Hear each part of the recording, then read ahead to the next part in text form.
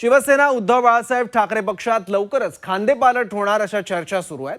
आदित्य ठाकरे यांना शिवसेना ठाकरे पक्षाच्या कार्याध्यक्षपदाची धुरा दिली जाणार असल्याची चर्चा राजकीय वर्तुळामध्ये सुरू आहे। तर राऊतांनी सुद्धा या चर्चांना दुजोरा दिल्याचं दिसतंय। पाहूयात या संदर्भातला आमचा हा खास रिपोर्ट।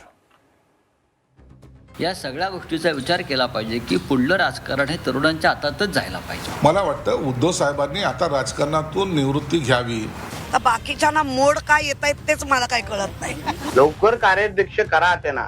राहुलजी गांधी आमचं काम सोपं करताय तसं महाराष्ट्र पातळीवर आदित्य ठाकरे करतील।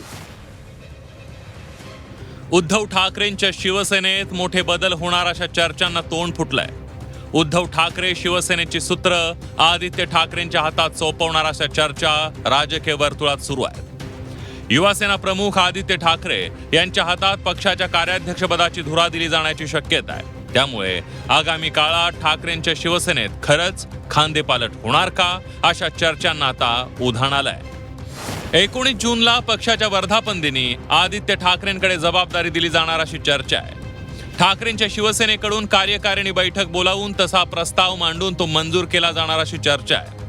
पक्षाला उभारी देण्यासाठी आणि तरुणांना पक्षात अधिकाधिक संधी देण्यासाठी ठाकरेंच्या सेनेत बदलाची शक्यता आहे। सध्या आदित्य ठाकरेंकडे पक्षात अनेक महत्त्वाच्या जबाबदाऱ्या आहेत। ठाकरेंच्या शिवसेनेचे खासदार संजय राऊत यांनी देखील या चर्चांना दुजोरा दिल्याचं दिसतंय।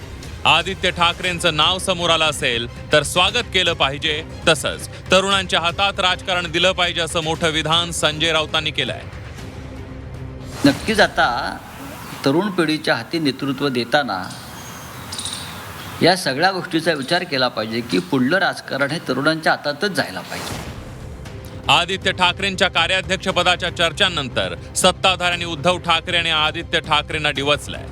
उद्धव ठाकरेंनी आता निवृत्ती घ्यावी असा संदेश आदित्य ठाकरे यांनी उद्धव ठाकरेंना दिल्याचं संजय शिरसाट यांनी म्हटलंय। तर दुसरीकडे सत्ताधाऱ्यांच्या टीकेनंतर ठाकरेंच्या नेत्या किशोरी पेडणेकरांनी देखील पलटवार केलाय। मला वाटतं उद्धव साहेबांनी आता राजकारणातून निवृत्ती घ्यावी, रिटायर व्हावं, हा संकेत कदाचित या कार्याध्यक्ष पदामुळे देण्याचा प्रयत्न आदित्य ठाकरेंनी उद्धव साहेबांना केला असावा। आता तुम्ही थकलेले आहात, आता तुम्ही थोडं शांत बसा, मी आता धुरा सांभाळतो, असं एकंदर ते चित्र आहे। मुळामध्ये आमच्या पक्षात जेव्हा काही बदल घडतायत तर बाकीच्यांना मोड काय येत आहेत तेच मला काही कळत नाही। का वेगळ्या मोडवर जात आहेत? आमचा पक्ष आहे ना। भाजप आमदार आणि मंत्री नितेश राणे यांनी आदित्य ठाकरे आणि उद्धव ठाकरेंची खिल्ली उडवली आहे।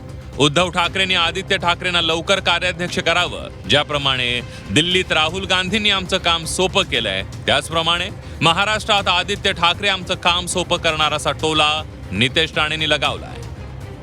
आदित्य ठाकरेंची कार्याध्यक्षपदी निवड होणार अशी। अरे बापरे, मग आमचं काय होणार? आजच्या झोपेची चिंता आहे मग आम्हाला।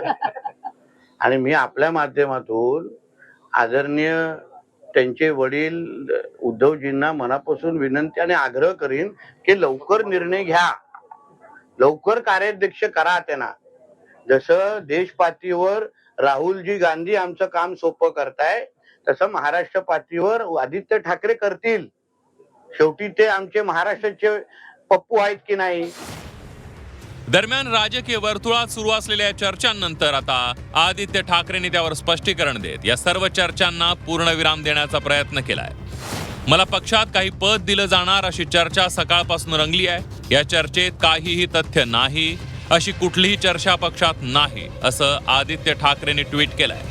राज्यातील पालिका निवडणुकीत आदित्य ठाकरेंच्या हातात तिकीट वाटपापासून ते उमेदवारी निवडीचे अधिकार होते आणि त्याचा परिणाम मुंबई महापालिका निवडणुकीत देखील पाहायला मिळाला। शिवसेनेत बंड झाल्यानंतरही मुंबई महापालिकेत उद्धव ठाकरेंच्या शिवसेनेला चांगलं यश मिळालं। त्यामुळे आता पक्षाचं कार्याध्यक्षपदही आदित्य ठाकरेंकडे देण्यात येणार अशा चर्चांना वेग आलाय। कृष्णात पाटील, झी 24 तास, मुंबई।